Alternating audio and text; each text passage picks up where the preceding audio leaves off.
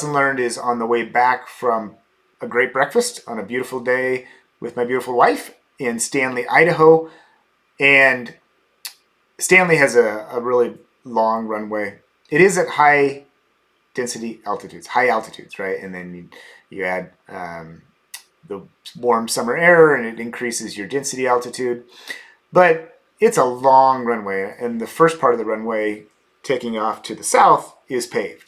And so in the 182, typically I will do, like short field, soft field technique, 20 degrees of flaps, pull full back, get into ground effect, build my speed, get out of there.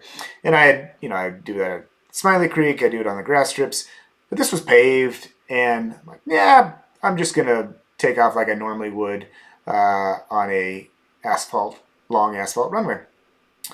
And so I didn't put any flaps in.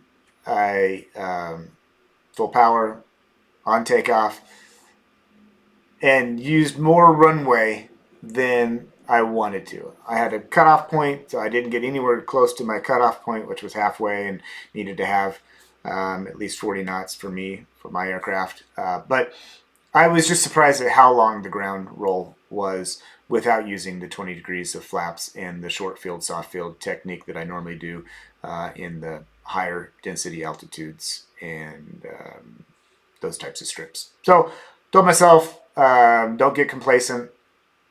Use that short field, soft field technique at the higher altitude airports, runways.